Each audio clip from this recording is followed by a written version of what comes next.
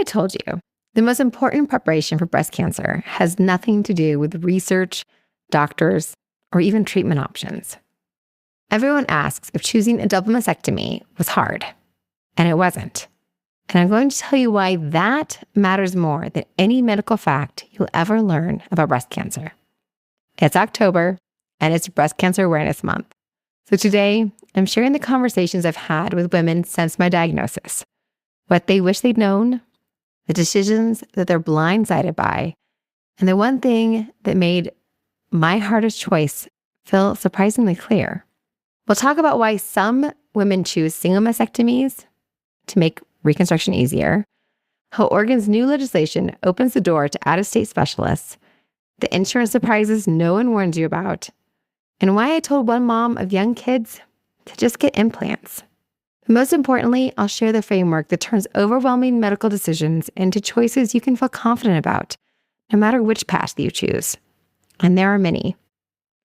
Because the truth is, when you know your North Star, even cancer can't knock you off your course. Welcome to The Grit Show, where our focus is growth on purpose. I'm your host, Shawna Rodrigues, and I'm honored to be part of this community as we journey together with our grit intact to learn more about how to thrive and how to get the most out of life. It means a lot that you are here today. As you listen, I encourage you to think of who may appreciate the tidbits of knowledge we are sharing and to take a moment to pass this along to them. Everyone appreciates a friend that thinks of them, and these conversations are meant to be shared and to spark even more connections. With 2.3 million new breast cancer cases globally each year, National Breast Cancer Foundation and WHO say that many people are feeling overwhelmed and triggered by Breast Cancer Awareness Month. And I'm still a little overwhelmed by it. So it was hard to decide if I should do this episode or not. But I really feel like this conversation is an important one and one that many of you can benefit from. So that's why we're here today. I want you to know that when I tell people I had a double mastectomy, they often say, what a hard decision that must have been. But it really wasn't, not for me. And that's not because I'm braver or stronger than anyone else. It's because I already knew my North Star. I already know what matters most to me. So the hardest part of breast cancer wasn't the treatment. It's the overwhelming number of decisions you suddenly have to make when you're scared, overwhelmed, and operating on information overload. So hopefully this opportunity for us to talk a little bit about that experience might be beneficial to you or to someone you know. There are so many choices that come with a diagnosis and information shortages and then floods of information. You either don't have enough or you have too much. So your North Star, your core values, knowing what's most important to you and coming back to that when you're in the midst of those floods makes all the difference. I was surprised once I started going to a breast cancer support group, which grateful for those, right? That other women were not as aware as I was about breast cancer. It shouldn't have been surprising, right? I'd been through this with my mother, and consequently, that probably opened the doors for other women to talk to me about their experience. So I was more steeped and versed in it than most people were. But I wasn't aware of how much I already knew and my awareness. Also, things had changed a lot since when my mom went through this. So there was a lot that I was learning and it was new to me. But when you have a lot of decisions to make in a short amount of time with new information constantly coming at you, it's overwhelming for anyone, which is why knowing what matters most to you is the imperative. It makes all the other decisions easier. Knowing about if quality is more important than quantity, knowing if your work doesn't matter at all, or if you do have some consideration for it, knowing your kids and the responsibilities related to that, what your resources are, what your community is, where you're at in your professional life, what you feel comfortable walking away from, your body, your relationship with your body, knowing what that means to you, being in a good place with that. There is a beautiful movement in our country and hopefully around the world, which I'm less familiar with, honestly. But screenings and mammograms are commonplace in the US. It wasn't until I looked at one of the studies that was helping to inform one of my decisions that I realized that in other countries, it was a study of palpable tumors, which meant it was tumors that could be felt. The study was based on making a determination about a 5 or 10 years on a specific medication was more beneficial for long-term outcomes. And it was confusing to some extent, but it was helpful to recognize that in this country, there was not commonplace of having mammograms as a screening tool. So it was more common to not discover tumors until you could feel them. And based on the outcomes of that study, because the outcomes of the study were confusing to me because I was being told I needed to be on this medication for 10 years based on the specifics of my tumor. And the outcomes of the study, even with taking it for 10 years, were much lower than my expected outcomes without taking any medication. So it was confusing to learn that this was a study done in a different country where there wasn't screening, and so they were all palpable tumors. So it was valuable for me not to just look at the end data given to me, right? That was confusing me to actually speak with a medical director, thankfully, that spoke with me to help me understand, and then I was able to look more closely at the study to understand the information in it. But it's not as commonplace. Hopefully that's changed as the study was conducted to have the opportunity to have mammograms that are a screening tool that can help identify tumors much sooner. And even with a mammogram, if you know my story, I was told I had a mammogram, and then I was referred to have a diagnostic mammogram and then an ultrasound. And even with the diagnostic mammogram and the ultrasound, I was told I had structural distortion, was essentially the term used. And I'm so curious about that. If that's just the nicer way of saying things now, I'd love to listen to other women who had this experience, or if it really just was that faint and that easy to have missed, that maybe it would have been missed somewhere else and by somebody else because it was just structural abnormality versus actual visible tumors. So when I went into the biopsy, I could see the tumor. When I went in to see the biopsy, and at that moment, it became very real to me that there was a tumor. When they did the biopsy, and then the subsequent breast MRI that I had, because I had a family history and other risk factors, the breast MRI showed, 4 other spots. So in the end, I had 5 tumors total that were discovered through this process. So consequently, my structural distortion was quickly 5 tumors, correct? And it was invasive. It wasn't just, there's no just about it. It actually bothers me when that says it wasn't the in situ type of ductal cancer. It was invasive. So consequently, we live in a time where the screenings are more available, but there's also this heightened awareness for women that also is part of the fatigue that might be coming with Breast Cancer Awareness Month, right? Because there is so many people dealing with it that it is kind of frightening, and the ability to find early stage breast cancer is fabulous, but then it also means that there's a lot of women dealing with breast cancer, right? But because of that, knowing yourself is the first step. And we'll get more into that because it does make other decisions easier. So as I've gone to these groups and had these conversations, there's been a lot of women who have had a lot of challenges about what to do. It has come so far since when my mother was diagnosed around those decisions. You have a lot of tools that are available to determine if it's even necessary to have chemotherapy. It used to be a standard of practice for chemotherapy frequently. I know with my mother, the decision was if it was in the lymph nodes or not was the decision for her to have chemotherapy. Right now, it's looking at the type of cancer and the responsiveness it may or may not have to chemotherapy is oftentimes what they're looking at. And so to have the study of that and how far spread it is, everyone's doctor, everyone's opinion might vary on that. It seemed very specific where I was treated, what the decisions were based on. And so maybe that's the case where you are, maybe it's not. And second opinions are always valuable if you feel like it's not clear about that. But just having the immediate decisions around surgery, around a single versus a double mastectomy versus having a lumpectomy and just having the actual tumor removed. And when the tumor is removed, then they actually do radiation, which then has some effects on your reconstruction. And oftentimes, that conversation around reconstruction isn't happening at the same time as your decisions around having a mastectomy or a lumpectomy. I was fortunate that those conversations were happening at the same time. And from what I've understood, that's not always the case. And timing does vary for folks. And so when you're figuring that out, sometimes when you have the lumpectomy, one woman I spoke with that had the lumpectomy, she later learned that because of the lumpectomy, she wasn't eligible for the type of reconstruction she imagined or that she wanted. So once you have the lumpectomy and they do radiation, the radiation actually affects the skin in a way that oftentimes plastic surgeons, and it might vary which plastic surgeon you go to and talk to, but because of what it does to the skin, it can be difficult to do reconstruction on the site where you've had radiation.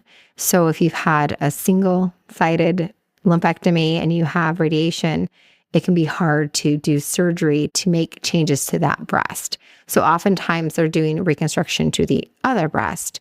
And that means just making it smaller, adapting it to match the other one versus being able to rebuild the one where you had it done. There are so many surgeons across the country. I am positive that that's not a blanket case, that there's probably places that do that differently. That's what was explained to me where I am locally in my community. So that's definitely something to ask questions about where you're at. But it is a question to have, that if you have the lumpectomy and you have the radiation, to learn about your reconstruction options at that time by having a lumpectomy versus having a single mastectomy. And with having the single mastectomy, you are able to do a reconstruction that is different oftentimes because you are able to do more with not having the radiation. If you have the single mastectomy, oftentimes if there is not lymph node involvement, which you can't always know until after you've had the surgery and the removal and testing of the lymph nodes, but there's not lymph node involvement, you can often have the single mastectomy and not have radiation. So you don't have that additional consideration when you are having your reconstruction done, that's not something to be considered with the effect of the radiation on the skin. And I, of course, chose to have the double mastectomy. And my decision was based on family history. It was the largest part of it. And for me, that also spilled over into maintaining an additional breast, so to speak, when there was that higher risk. I think it was 38% risk of me having a different cancer arise in that breast or in the future, and having to do screenings every 6 months instead of even once a year.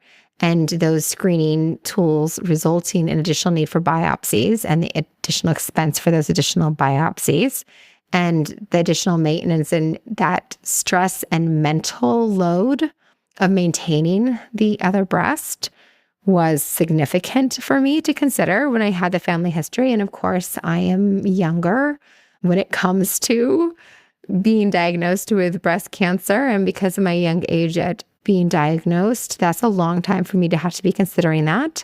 I also opted not to have a implant. I opted to have, mine was a deep flap. There's different kinds of flaps. The deep flap is actually when you take from the belly region, the harvest site. And when you harvest a region, you can only harvest it once. And so I didn't have enough belly tissue to be reconstructing both. So my surgeon really only wanted to do one because he felt confident he could do one, not do two. But by harvesting that region, it wouldn't be able to be done again. And so there are other regions that you can harvest from to do the other side if I ever did have it. But then there's a chance that it would result in me needing to have an implant on the other side. And that would not look right or feel right to me. And I wasn't somebody who wanted an implant. And so to me, doing it all at once and considering the additional time for healing when doing a natural tissue reconstruction really meant that I wanted to take the time and do it once, even though it was a harder surgery and a more complex situation. So again, me knowing what my priorities were. My priorities was natural tissue. I didn't want to do an implant. I didn't even know natural tissue was an option when we went in. As soon as I heard that was an option, I was like, yes, please raise my hand for that, right? And because I had a family history, I also knew that the constant stress of another recurrence was something that would be worrisome to me. So me knowing all of these things about myself, knowing myself made it much easier to make these decisions, and fortunately had a partner that also was on the same page with me and was able to roll with those easier, right? And I know the other woman I spoke with, the reason they chose to have a double mastectomy is feeling like everything matched well. I do think that there's some very gifted plastic surgeons, and maintaining healthy tissue is very important. And so if you're comfortable with that and doing that and don't have the family risk and don't have the other concerns like I may have, that it's very safe to just do the one side, and they have gifted surgeons to make them mirror each other and match and work. And so that's something that I think is less of a consideration based on what the options are. So that's something that those decisions were easy for me because of the fact I know myself and knew what my priorities were, what was important to me. One of the beautiful things as you're approaching this is that there are, of course, things outside of you that can guide these decisions. What your results are coming back from testing, right? So if you have tests that tell you there's a genetic component, that guides decisions. If you have tests that come back saying that you have something more responsive to having chemotherapy, which mine was not, then you know that that's a route that you should probably take. So you have different things that will come back that will be informing your decisions as well. What you have available locally versus what your out-of-state options are. We have the beautiful gift of federal legislation that made it so that reconstruction is guaranteed if you have insurance, right? That's a beautiful thing. I didn't think I would have the option to have a double mastectomy. I didn't know that there was legislation passed to give me that option. I figured I had to have a lumpectomy or I had to have a single mastectomy. Like, I didn't realize I would have the option to choose a double mastectomy. And I was thrilled that my insurance allowed that. And that was a federal gift that was given via legislation that I got to choose that because I thought my insurance was going to drive my decision. So that was beautiful that that is not something that's driven by insurance. And so that's very valuable. In the state of Oregon, they also passed legislation that for types of reconstruction that are not offered in state, there's a number of natural tissue options that aren't offered in the state of Oregon. And you can actually travel out of state, and there's a way to get the waiver so your insurance has to cover them if they're not offered in state. So your insurance has to make it available to you, which is brilliant and fabulous.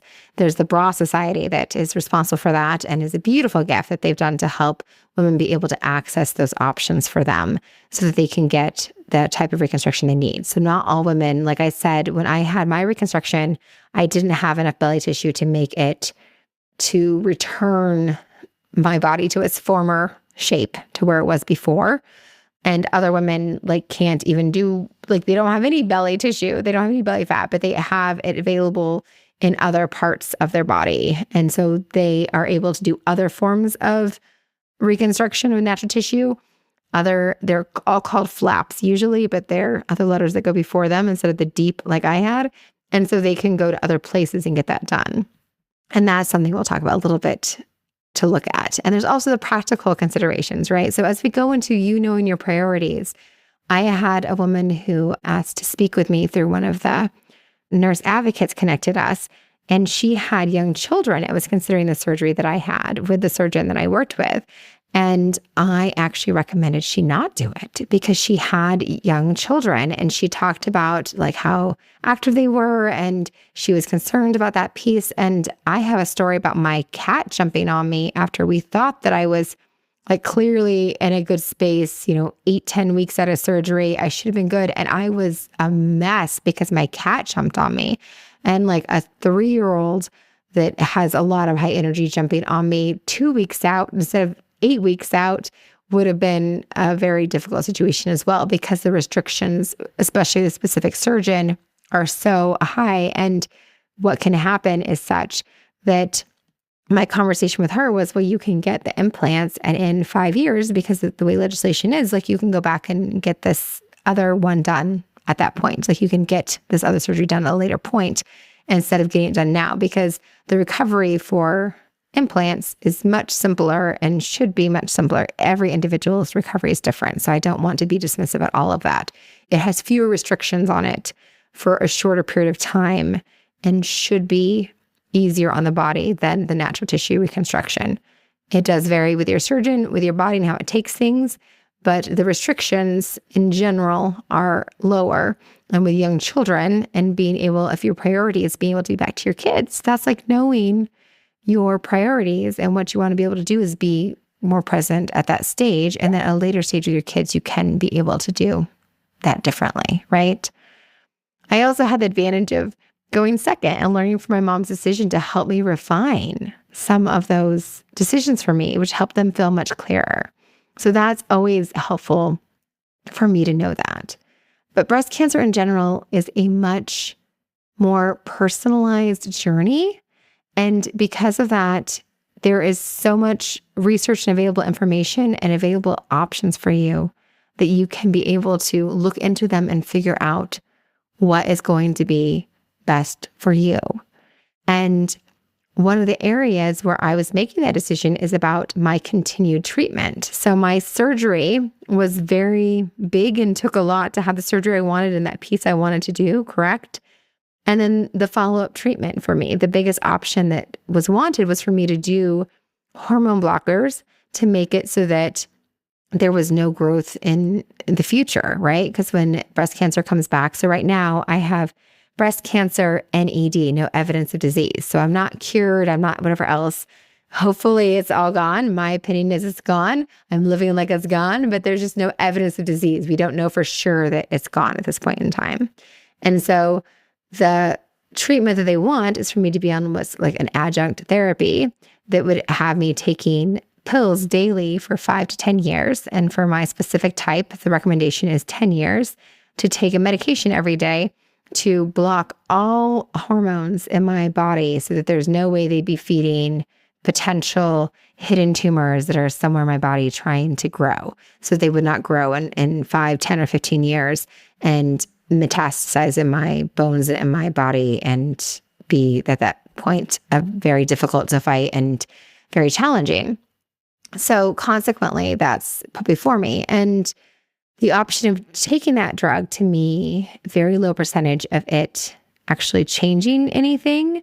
And I was on that drug for 30 days before I had my surgery, and it caused headaches, it caused exhaustion, it caused brain fog, it caused all of those things you would expect suppressing all hormones in your body would do. And for me, there's still a chance. So that doesn't eradicate the possibility of the cancer coming back at all. It doesn't eradicate it. It cuts down by minute percentage points the chances, right? But it doesn't prevent it from coming back. And so those percentage points, to me, what that does to my well-being for the next 5 to 10 years, to my ability to enjoy and embrace and fully live life for the next 10 years versus it coming back. Like if that cancer comes back and I spent 10 years on a medication trying to stop that cancer from coming back, where I be, not a good place to fight that cancer in 10 years, 15 years, 20 years when it comes back. If I didn't take that medication and it came back, I'd be in a better place to fight it when it came back. And there's no guarantees either way. So for me, my quality of life was more important. But I did do like the research to like learn about that. But I also need to know like how much research I needed was enough. And again, like I actually called a medical director to talk about the length of time and the study and the data on that study that was confusing me to make sure I understood the gold standard research around doing this before I made any decisions. But I also made sure I looked at the numbers and had the right numbers to look at because I wasn't getting the right numbers to look at from all the resources I was looking at. So for me, that's another example of choosing what was best for me. And for me, quality is the most important and being in the best place, especially if I couldn't zero out the possibilities. So let's talk about this quality a little bit more. I've actually referenced this before. And episode 119 is the last time I talked about it because I really care about embracing the moment.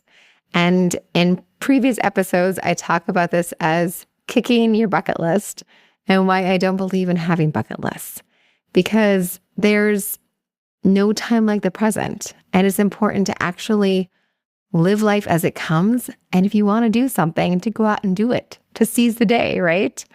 That's how come I've swam in bioluminescent waters. That's how come I finished the novel I was writing and swam under Norwegian waterfalls and married the love of my life. So it's important to do the things you want to do So when life throws you the curveballs, like breast cancer, you don't have that weight and that pressure of regret and feeling as though there's so many things not done yet. That's why you take the moments to cuddle your kids and take the walks and spend time with a friend and have those difficult conversations and resolve those relationships. Because taking those risks and having those hard conversations leave you in a place that you can move fully forward when life interrupts. And I think you've heard me say or heard it said that on your deathbed, the number one thing people regret is the things they haven't done, not the things they did do. So it's important to live your life to the fullest. And that makes it easier when a disruption, such as breast cancer, comes along, turns things upside down, that you have the bandwidth to focus on that. So as we look at this, I kind of want to walk us through a North Star exercise to really ponder what is important for us, what we want to focus on, and to have that clarity that if things come up, we're in the place to be able to make our decisions and steer our life accordingly. So if you only had that 1 year left, what would you most regret not doing? Not doing. What would you regret not doing? What do you truly value versus what have you been spending time chasing after? I'm guessing it would not be that you regret not spending more time on social media, right? Is there a person you regret not having a conversation with? I go to trips a lot, but that doesn't mean that's the same thing for you. Is there a move you need to make? Would you regret staying in the same job? Would you regret not seizing an opportunity? So if you had limited time, what would you regret not doing? And then if you imagine your family talking about you in 10 years, and we're going to say you're still here, you're just on the other side of the country or something, what do you want them to remember the most? And if your family isn't dear to you, like the people dearest to you in 10 years, what do you want them to remember the most? What do you want to be your signature pieces about you that others hold on to and remember most about you? What is your joie de vivre? What makes you alive and present in the minds of others 10 years from now? And I'm pausing. You can just pause the audio too. So you can take a minute and reflect on this. You can even mark this to come back to. So when it comes to making decisions, so this will help you to get to the point of when you do have to make these type of medical decisions, like to have some clarity. So are you somebody who prioritizes quality or quantity? Are you somebody who wants as much time as possible or that wants to make the most of the time possible? And if you're saying, I want to make the most of the time possible, are you doing that? Are you making the most of the time that you have right now? And if quantity is what you're choosing, are you doing the things in your life, making the life choices to make quantity in your favor? Are you living in a way that you'll have that longevity? Which one is important? And are you living that way now and not just when a diagnosis comes up or something like this happens? The next question is, what does feeling like myself mean to you? What makes you feel like yourself? Is feeling like yourself being able to have quiet walks in the evening? Feeling like yourself being able to have raucous laughter and quality time joking around with your friends? Feeling like yourself being able to wear audacious clothes that fit you in a way that make you feel amazing? Like, what makes you feel like yourself? Being able to cook in the kitchen, like, what is that? Not someone else's definition of that. What is that for you? And I feel like when it comes to things like body image and reconstruction and treatment side effects and decisions about treatments, like, what is that? Like when we talked about my treatment side effects for the 10 years of aromatase inhibitors or hormone blockers, that those side effects like brain fog, headaches, exhaustion, like I don't feel like myself when I have those. And when it comes to me choosing natural tissue reconstruction, like that feels like my body. That feels like me. Like that has the warmth and the touch and the feel of my body. And that's important to me. Right. And as I'm going into further surgeries, it's because what was done my clothes don't fit. It doesn't fit me. And so those are the decisions I need to make to what feels like me and what's important to me. And I don't need to defend that to anyone because I need to be secure in that, right? And then for you to know if my energy and time become limited, because in my case, it definitely did for much longer than I expected. 17 weeks to heal, 17 weeks. I thought it was going to be, sometimes it may sound like 8 weeks. Sometimes it may sound like 12, never 17 weeks, never 17 weeks to heal. Nobody ever gave me that length, right? So if my energy and time become limited, what are the non-negotiables I need to protect? Is it my family? Is it my career? Is it my caring for my children? Is it my sanity? Is it my outlook, my relationships, my hobbies? What can't I let go of? What do I need to protect? If my world gets that small, what are the non-negotiables I need to protect? And be willing to fight for those and be willing to realize that you have to let go of so much more than you ever imagined to fight for those things. So know what those things are anytime, because it's not just breast cancer that shrinks your world, right? Like, what are those things, and knowing what that needs to be, right? And then the practical reality is something like this. Like, am I someone who needs all the information, or does too much research make me spiral? Like, who am I when it comes to information and decision making? And who are my resources, right? So if I need this much information, I need a good care team that gives me that much, or I need a partner who will help me have this much, or a family member or a friend, because I don't want to spiral. Do I need all the information? Do I need to be online and dig as deep as I can? And how can I get that? And great, right? So what is that going to be? And am I somebody who needs to have second opinions? Do I trust my medical team, or do I need to have multiple perspectives before I make decisions? Like, that type of thing is something that knowing that or figuring that out is helpful, because some of the information is just going to come to you, but you need to know what you're going to be doing with that. And those are things you can think about before you have all the information, right? And then the big question is, what am I most afraid of? What am I most afraid of? Am I afraid of death? Am I afraid of losing my identity?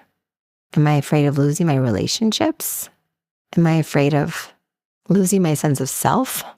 Am I afraid of not doing everything I can and proving to myself and everyone else that I did everything I could? What am I most afraid of? Knowing that, and then knowing, is that something I need to be afraid of? Is that something I can lessen the fears around? And is that the thing I need to focus on protecting the most? My sense of self, my sense of independence? What am I afraid of, and how can I protect that? Or is it even something I need to be afraid of? Is that even a threat right now? Like, knowing that and facing that is a big part of this as well, right? And then the relationship questions, right? Who are my people? Where is my community? Where is my trust? Where is my support coming from? And it might not be where you think, right? It might not be where you think. There was actually people that I got to visit that I'd recently met at one of my support groups that I went to visit in the hospital, and I was confused, but I was on the visiting list and a family member was not. So it may not be your family, right? It may be somebody you just met at a support group who gets it because they're going through the same thing and are just barely 2 steps ahead of you. That might be your people. Or it might be your partner. My partner stepped up. You guys have heard so much about that, I'm sure, right? My partner was amazing. And I had unsuspecting individuals step up in such beautiful ways that I did not expect.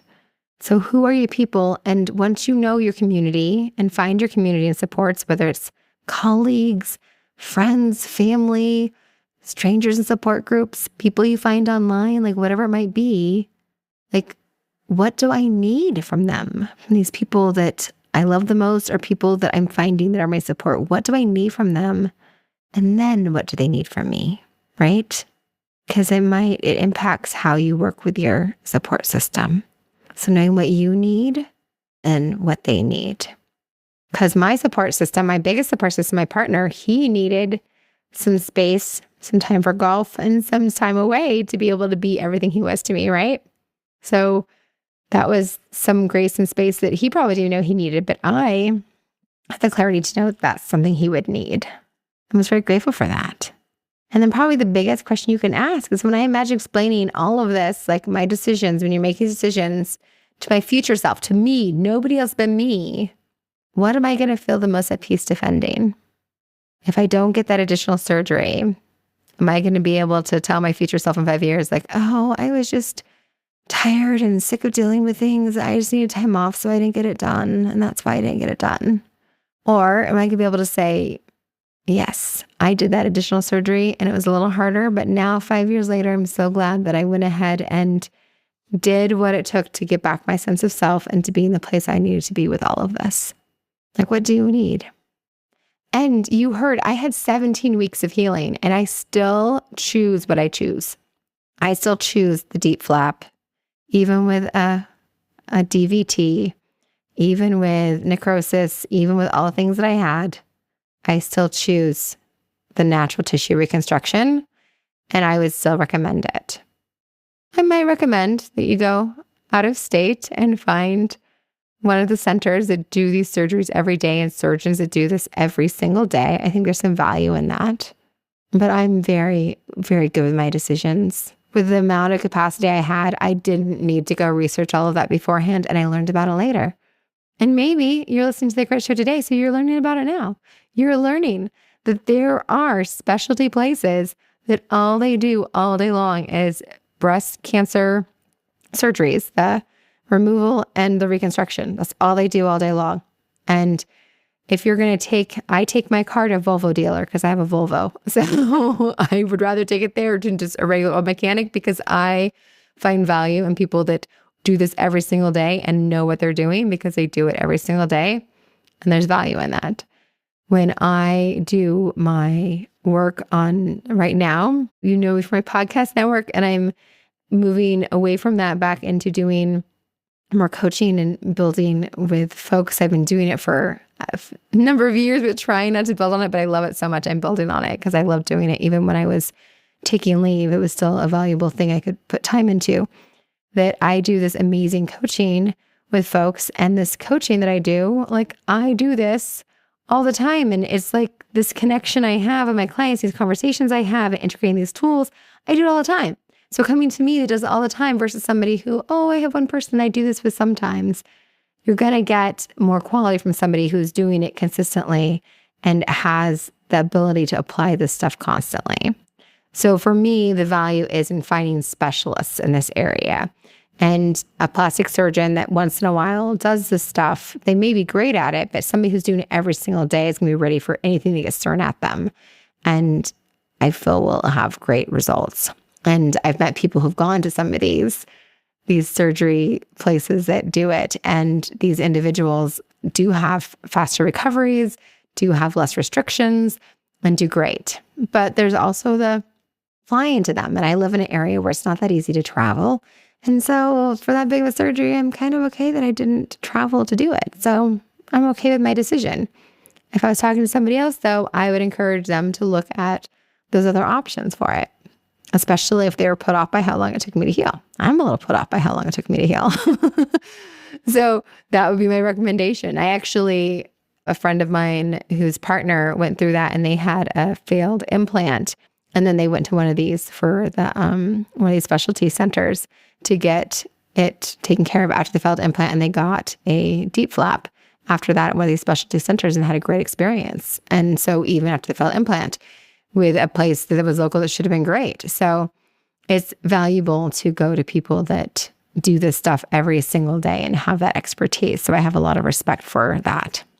You do have to be careful with the insurance because not all insurances cover these places. And I've definitely heard that story that's something to look out for and to make sure. So I definitely spent time for my next surgery because I am going to go out of state for my next surgery to make sure that all the medical stuff is covered.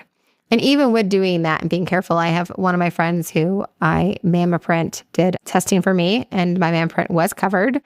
I didn't even think that much about it, and it was covered. But interestingly, my genetic testing was not. And I've been offered genetic testing a number of times because I have two, my aunt and my mother both have breast cancer. And so I've been offered genetic testing numerous times through my life and have said no because I was worried about it not being covered by insurance. And I have breast cancer. Of course it'd be covered by insurance. And I have the refusal letter on my desk from it for $3,500, not expected expense, that I'm still trying to figure out what to do going forward with that. So when you're going through it, they'll tell you things might not be covered, or they might not say they might not be covered, but be careful with all of these expenses. I think it's just safest to assume there's going to be some big bill that's not covered somewhere, but to try and stay on top of it. And if you are a friend of somebody going through this, maybe offer to help figure some of that out, because it is stressful. I had a friend that sat down with me when I had to pay and do the EOBs and figure out what was paid and what wasn't, and what I had to pay and what I had to do. And it was very helpful. So as an aside, the point of all of this is that it is very valuable for you to take the time to figure out your North Star and know thyself. I'm sure you've all heard that. So that when you have these bumps in the road, that it can be easier to know what comes next and what to do, because you have an awareness of who you are and what's important to you. And that instead of getting swirled up in the decisions, to center yourself and what you know to be true about yourself and what you know to be true about your priorities. And if you have a friend that suddenly has all this and they feel like there is a wrong decision to be made, to help them know that it's going to be okay. And you'll be able to navigate from whichever direction you go, as long as you're holding true to who you are. So who are you? Are you someone that most important to you is your quality or quantity? Is your family most important? Is your work most important? What's most important right there? Your sense of self? Let's think about what's important to you. What makes you feel most like yourself? Ask them some of these questions and have them get grounded in that before they're making decisions about their surgeries, about their treatment, about their next phase and next decisions. And to not feel rushed, to feel like they have the time to make these decisions. And I think I had the gift of that, even though they did try to make me feel rushed about my decisions. Because to me, it's well, we took this long to get the biopsy. We have time. It'll be okay. We have time. And so to give yourself permission to take the time to do what's best for you, because you will figure it out. And to breathe and to know thyself first, because that helps with all of that. Your North Star is going to help you navigate this journey, because it is a journey. And I'm so fortunate that my journey was 5 tumors, lots of tests, lots of stress before the surgeries and the surgery. And I chose for it to be done at that point in time and did not require chemotherapy or radiation as part of that. And part of that was choosing no radiation, was to have the double mastectomy, to have the harder surgery that was a longer recovery but didn't require the radiation. So you can make your decisions for you. You've got this. But knowing thyself and knowing what you want is the key to be able to navigate this next phase. So make the decisions that feel right for you and be confident in that, and know that you aren't alone in the overwhelm and how much is coming at you, and you are doing the best that you can. But as you're prep for the things life throws at you, because it will, whether it's breast cancer or something else, that clarifying and being present in the moment and knowing yourself is the best preparation that you can possibly gift yourself. Thank you for being here today. I value the time we shared together today. Thank you for making time to be here and to continue taking steps towards growth and bringing more ease into your life. I'd love for us to stay connected on Instagram at Shawna Podcasts or at the.grit.show. There's even a link in bio at the.grit.show where you can send me an email to let me know what you thought today's episode. Hearing from you helps to make the effort that goes into producing these episodes worthwhile. After all, you're why I'm here. And since it's been a while since you've heard this, you are the only one of you that this world has got. And that really does mean something. I hope you realize that. I'll be back again soon, and I hope you're following along or subscribed so that you'll know and be here too.